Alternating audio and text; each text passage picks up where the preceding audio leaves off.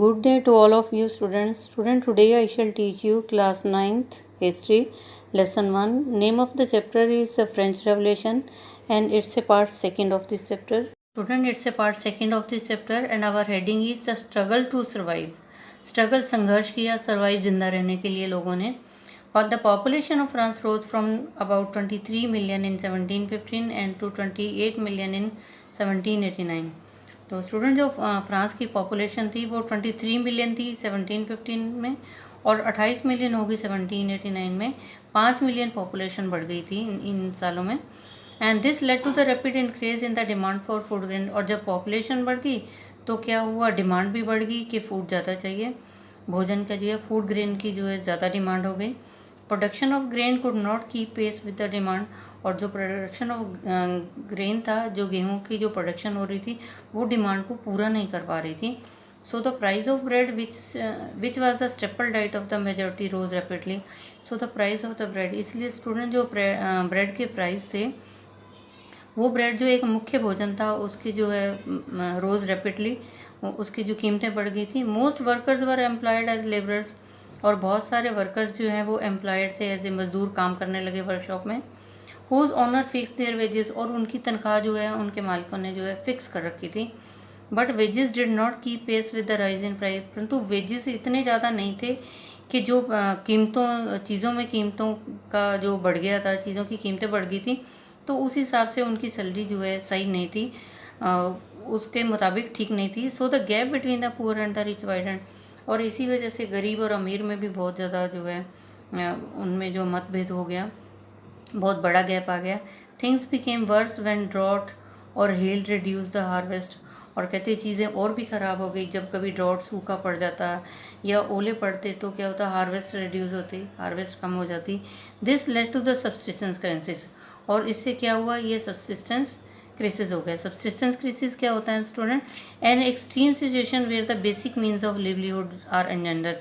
जहाँ पे लोगों के साधन जो है खतरे में चले जाते हैं, उसको सब्सिस्टेंस क्राइसिस बोलते हैं. Something that occurred frequently in France during the old reason.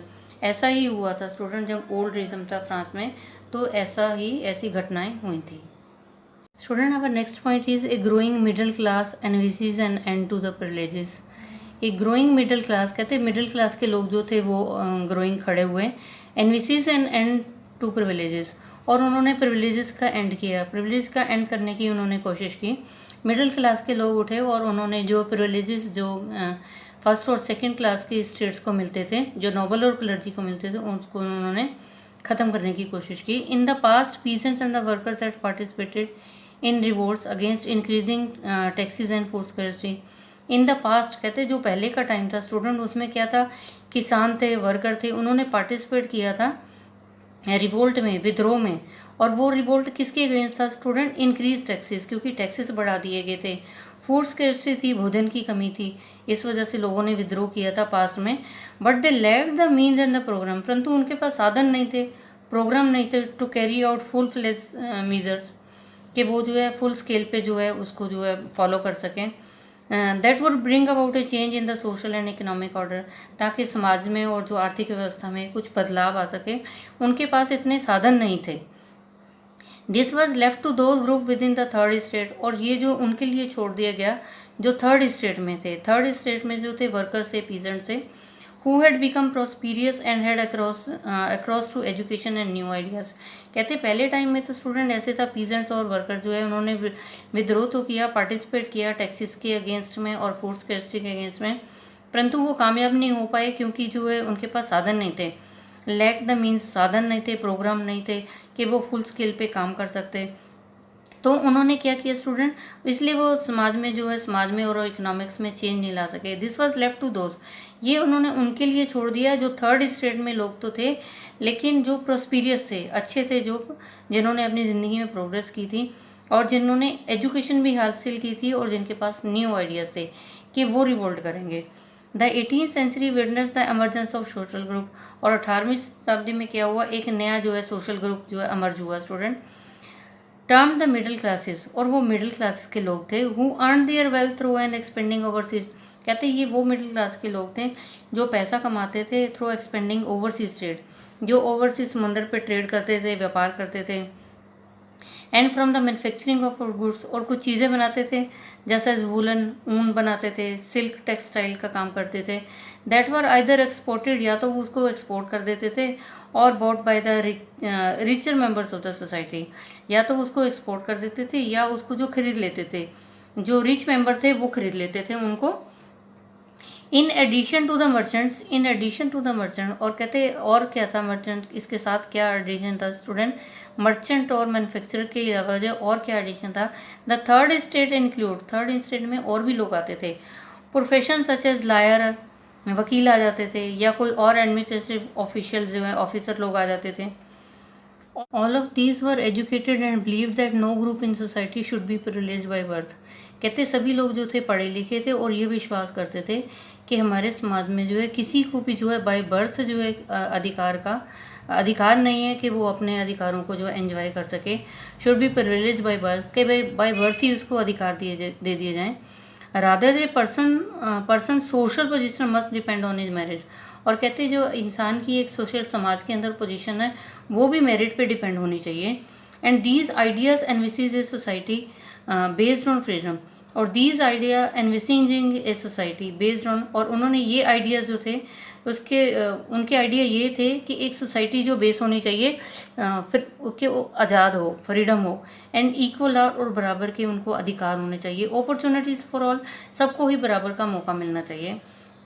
Work put forward by the philosopher, कहते ये सारे जो अधिकार थे ये सब किसने, ये जो न्यू आइडियाज़ थे कि सोसाइटी में जो है आज़ादी होनी चाहिए, इक्वल होने चाहिए, सबको बराबर मौके मिलने चाहिए, ये जो आइडियाज़ जो है आगे फॉरवर्ड किए फिलोसफर्स ने, such as the John Locke philosopher था, जीन जैक रोसियो जो है फिलोसफर थे, इन्होंने इन आइडियाज़ को जो है आगे फॉरवर्ड किया। In his two treatise of government, और Locke sought to refute the doctrine of the divine and absolute right, कहते in his two treatise of government, ये स्टूडेंट एक बुक का नाम है जो लॉक ने लिखी थी, और उसमें उसने क्या बोला, sought to refute the doctrine of the divine and absolute right of monarchy, और उन्होंने जो ये अपनी बुक में ये लिखा, लॉक ने अपनी बुक में लिखा टू ट्रीटाइजेज ऑफ गवर्नमेंट, उन्होंने लिखा कि जो एब्सोल्यूट राइट ऑफ मोनार्क, जो मोनार्क के एब्सोल्यूट राइट है या उसके डिवाइन पावर है, तो उसको जो उन्होंने रिफ्यूट कर दिया, उन्होंने कहा उसको लिए मना कर दिया कि वो एक्सेप्ट नहीं करेंगे। Rousseau carried the idea forward, proposing a form of government based on the social contract between the people and their representative, और रूसो ने आगे क्या किया, carried the idea forward, Rousseau ने इस आइडिया को और भी आगे फॉरवर्ड किया और क्या बताया कि proposing A form of government, जो गवर्नमेंट है वो किस बेस पे होनी चाहिए, एक गवर्नमेंट जो बेस होनी चाहिए, गवर्नमेंट ऐसी होनी चाहिए जिसमें वो सोशल कंट्रैक्ट हो between the people and their representative, leaders के बीच में, रिप्रेजेंटेटिव मीन्स लीडर्स के बीच में और लोगों के बीच में एक सामाजिक कॉन्टैक्ट होना चाहिए, ऐसी सरकार बनानी चाहिए।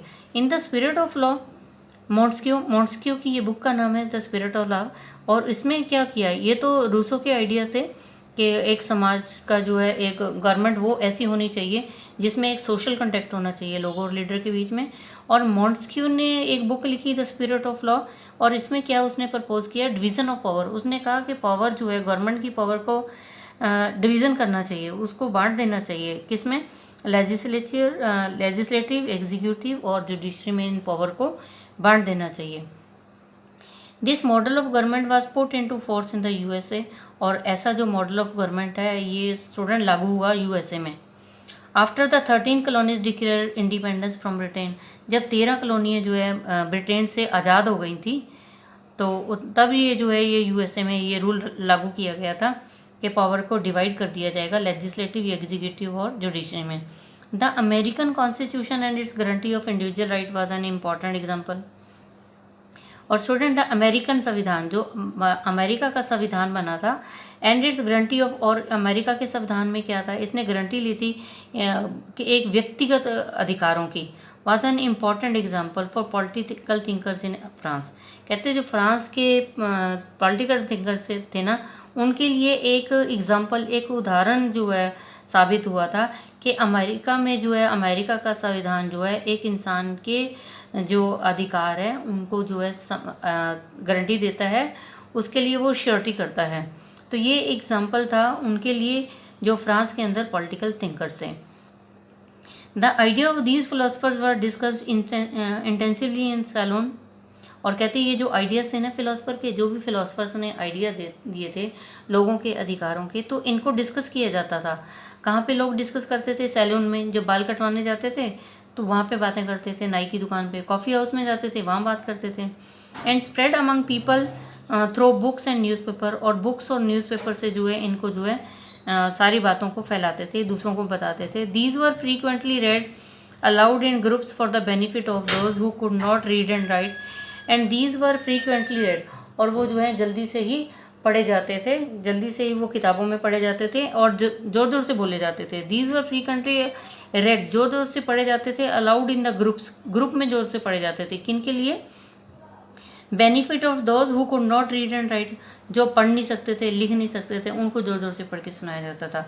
The news that Louis 16 plan to impose further taxes to be able to meet the expenses of the state generated anger. और कहते the news that the Louis 16 plan, कहते ये भी खबर फैल गई कि जो लुई 16 था, राजा था, उसने क्या प्लान किया कि वो इम्पोज करेगा टैक्सेस को आगे जो है एक्सपेंसेस ऑफ द स्टेट, के स्टेट के जो खर्चे पूरे हो नहीं रहे थे, इसलिए उसने टैक्सेस इम्पोज के लिए बोला। और फिर क्या हुआ? इससे जनरेटेड एंगर, लोगों में गुस्सा आ गया। And protest against the system of the privilege, और लोगों ने प्रोटेस्ट किया, विद्रोह किया इस सिस्टम के अगेंस्ट में। Student, I have taught you second part of this chapter. Rest of the things I shall tell you in the next educational video. I think you might have understood. Student, you tell it to other students so that they can also understand this chapter. And students, stay safe and stay at home. Obey your parents. Thank you. Have a nice day. God bless you.